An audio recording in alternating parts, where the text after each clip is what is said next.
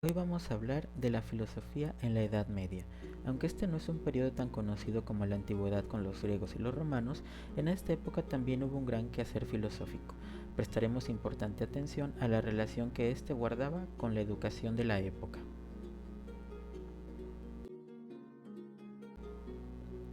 El contexto histórico de la Edad Media se basa en que esta época fue una época que empezó en 476 con la caída del Imperio Romano y terminó en 1492 con la llegada de los españoles a América.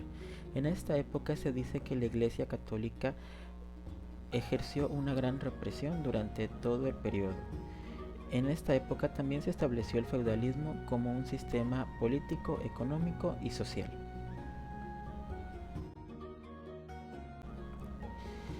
La Edad Media se puede definir en tres etapas: la temprana Edad Media del 476 al 843, la Alta Edad Media del 843 al 1110 y la Baja Edad Media del 1110 a 1492.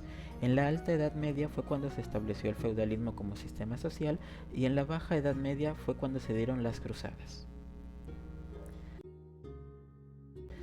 El feudalismo era un sistema en el que los señores feudales poseían el derecho sobre un territorio y tenían las disposiciones sobre los campesinos que en él habitaban. Este derecho venía dado por el rey en cuestión, que se los otorgaba como una compensación por haberle servido en algún momento. Este sistema también estaba respaldado por la Iglesia Católica y decían que había sido establecido directamente por Dios. En esta época las ciudades se despoblaron y la vida giró principalmente en lo rural.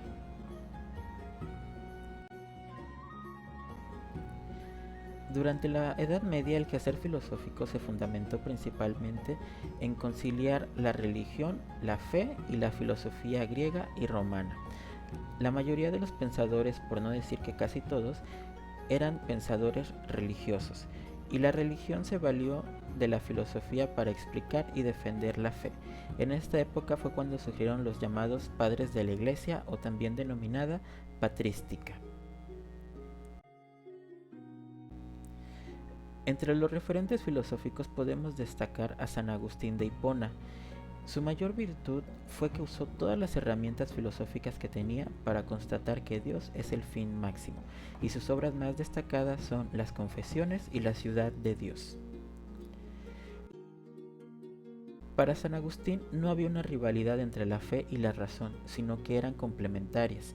Él decía que para ser feliz teníamos que ser sabios, y para tener sabiduría requeríamos el conocimiento de la verdad. Para San Agustín había varios tipos de conocimientos: el conocimiento sensible, que se experimentaba a través de los sentidos y que estaba al alcance de todos, incluyendo los animales, y el conocimiento racional, que ya era específico de los seres humanos. Dentro del conocimiento racional, él decía que existía el inferior y el superior viniendo directamente de Dios, las ideas ejemplares y las verdades eternas. Él también decía que la verdad la encontrábamos en el alma de cada uno de nosotros y podíamos llegar a ella a través de la iluminación divina. Él decía que Dios había creado todo a partir de la nada, pero a través de las ideas de su mente divina.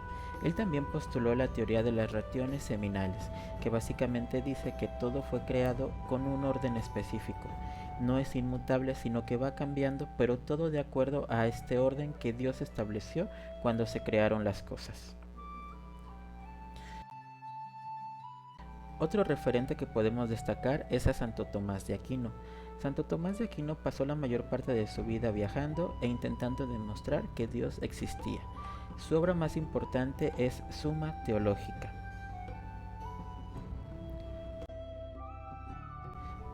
Para Santo Tomás, Dios era el último fin del hombre y se tenía que basar solamente en encontrarlo.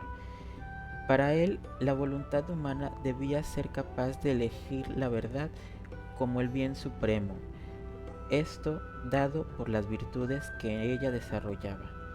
También decía que Dios era el principio y la causa de todo el movimiento, siendo el único que no tenía una causa, que era un Dios incausado, responsable de todas las demás causas. Para él existían tres unidades que funcionaban en perfecta armonía: la unidad cuerpo-alma, la unidad inteligencia-voluntad y la unidad perfección-visión de Dios.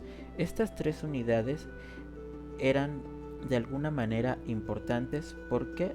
Porque se basaban en buscar la iluminación a través del conocimiento de Dios.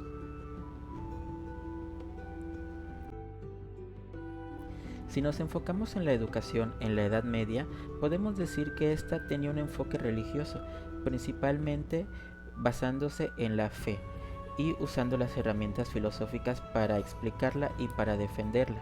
La educación principalmente se dio en escuelas monásticas, siendo esta principalmente para los miembros del clero y para las personas que tenían vocación religiosa. También durante esta época surgieron universidades de educación secular, en la que la fe ya no era lo máximo, sino que era la aplicabilidad del conocimiento. Las más destacables fueron la de Bolonia, la de París y Oxford, en ciencias como la medicina, el derecho y la arquitectura. Aún así, en esta época, la nobleza y la aristocracia también tenían acceso a la educación, pero con un enfoque diferente. Para ellos, lo que era importante era tener las herramientas para encuentros bélicos y por tanto se formaban como caballeros, así como las herramientas para gestionar de la mejor manera sus territorios y ser buenos líderes. Si quisieras profundizar en el tema, te dejo la lista de referencias que utilicé, donde puedes encontrar más información que seguramente te resultará importante. Muchas gracias y hasta pronto.